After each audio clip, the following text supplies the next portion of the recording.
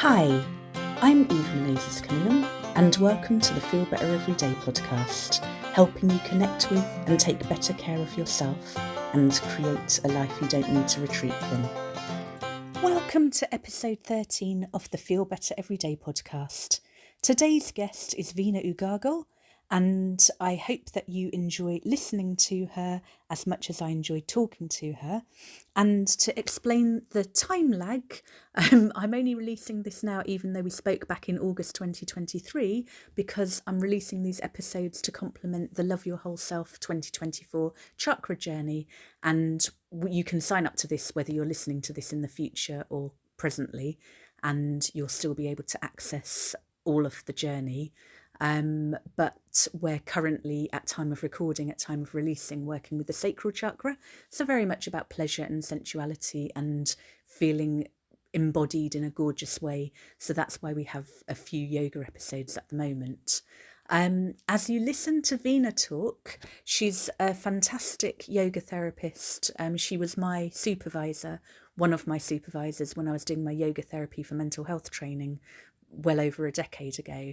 She's also a lecturer, a presenter, EMDR practitioner, and a CBT psychotherapist. So as you listen to her, I hope you enjoy listening as much as I enjoyed talking to her, and I hope that you'll also reflect on how you might become kinder to yourself, whatever your self-care practices are.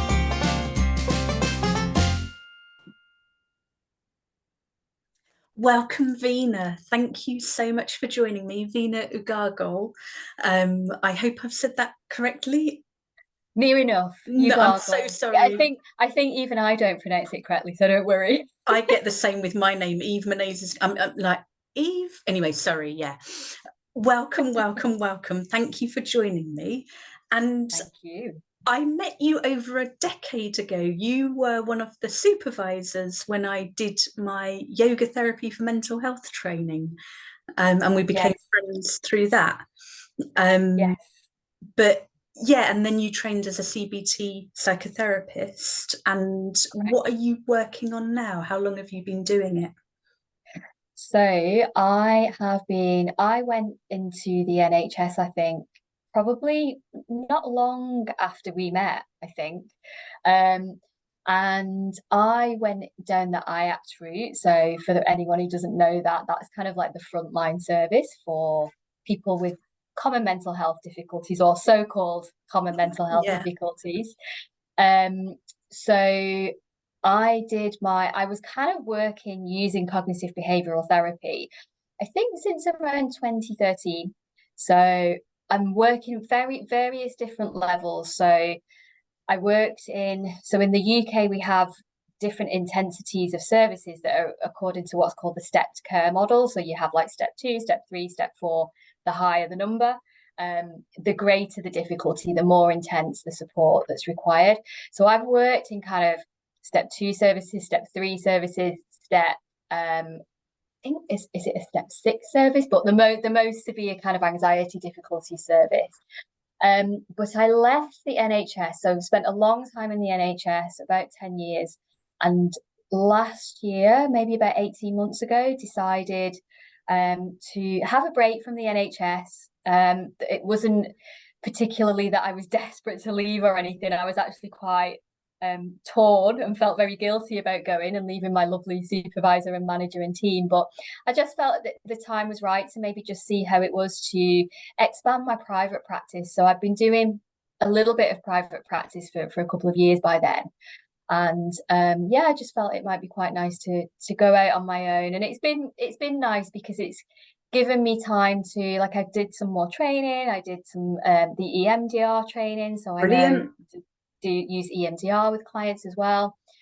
And work on, I call them my little side hustles, my little side projects. So I'm doing a little bit of kind of lecturing here or there, a little bit of presenting here or there, teaching the 8-week yoga therapy for the mind course, which I know you know well. So that's what I'm doing now. I'm fully in private practice and have been for about 18 months and really, really, really enjoying it.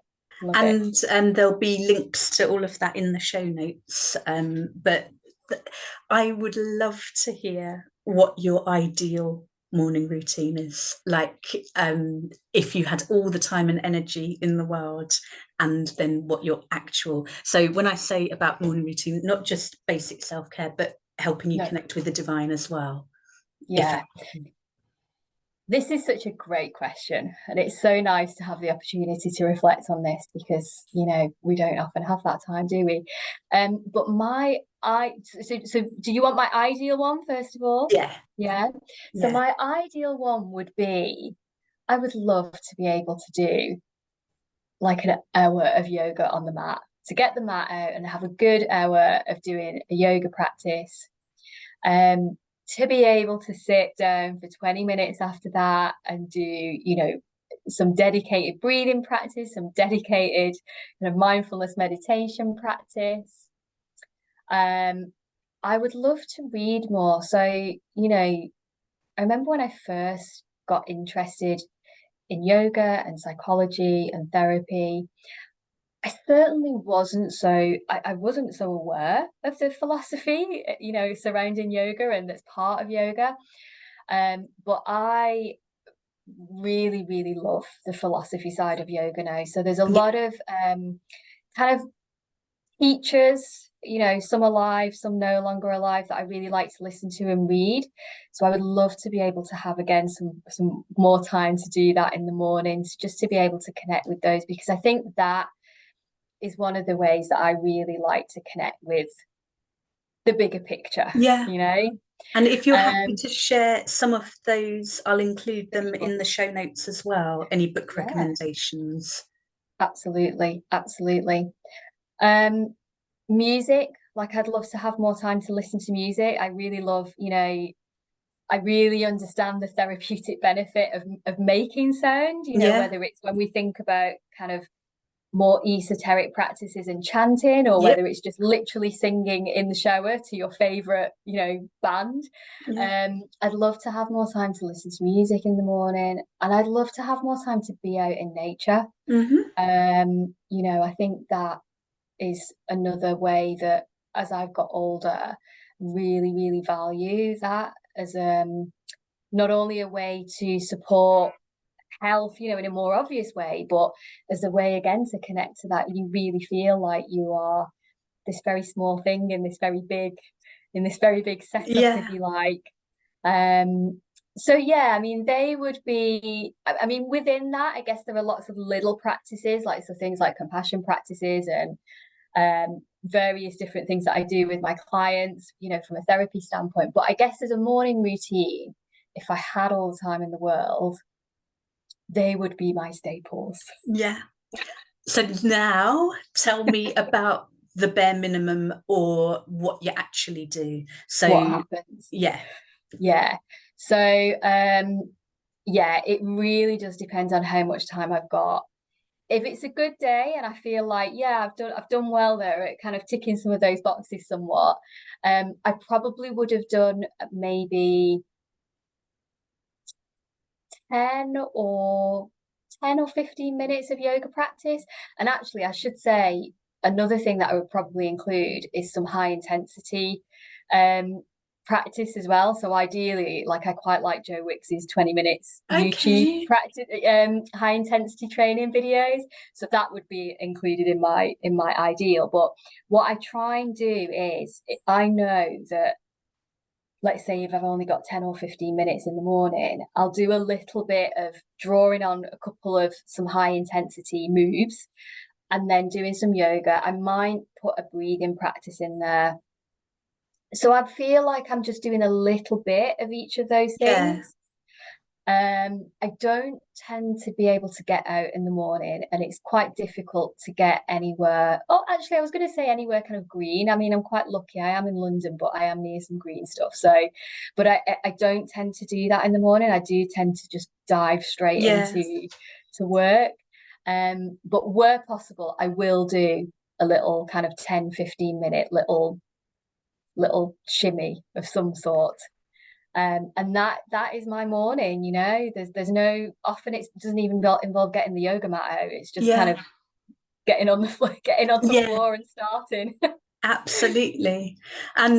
And what about later in the day, like things that you have to do, like the bare minimum, either later in the day or to help you wind down before bed, or things that would be ideal to do?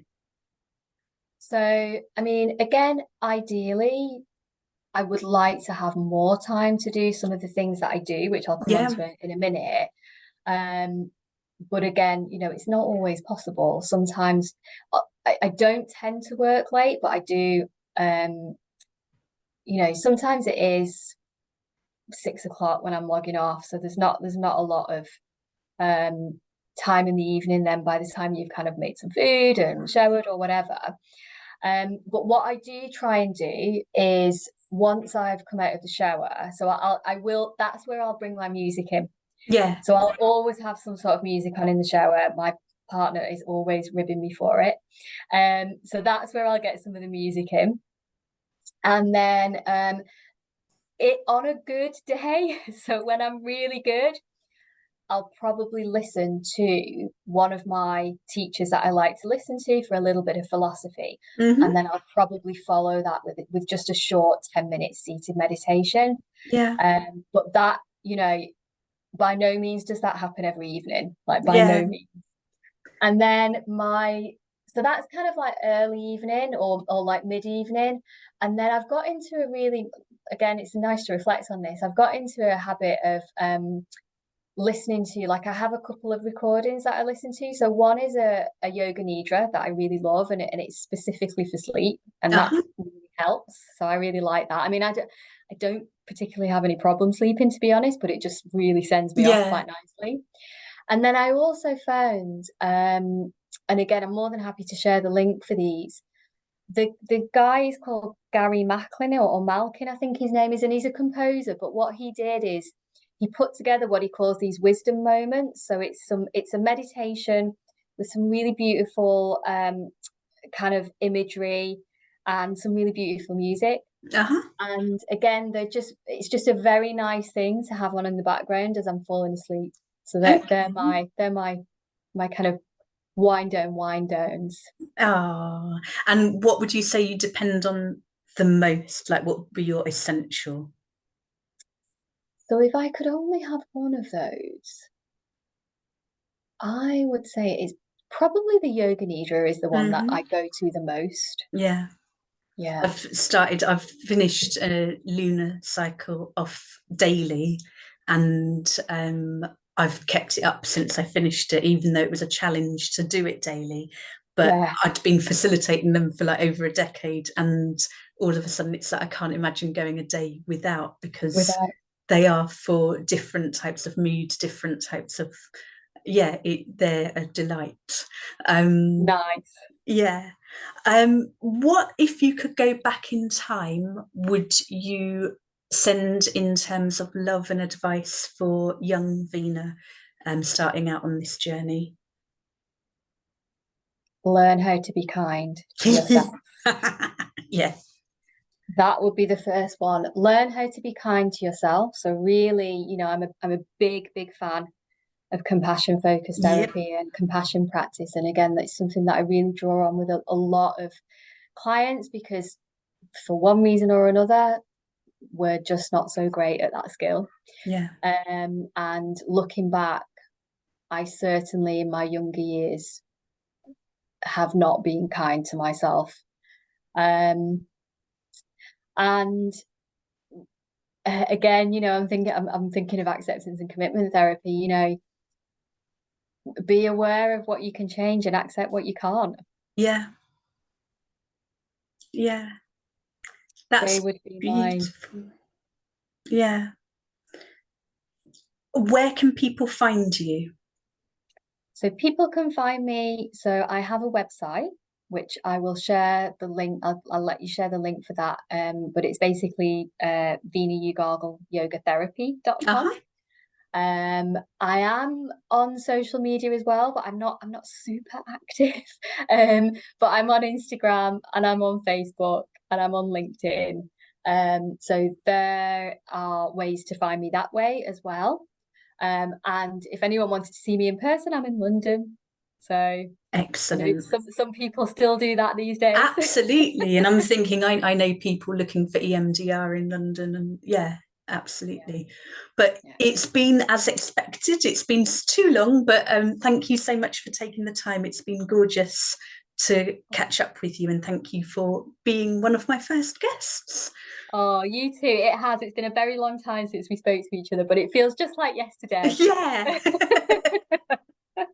Oh, thanks again. Thanks, Eve.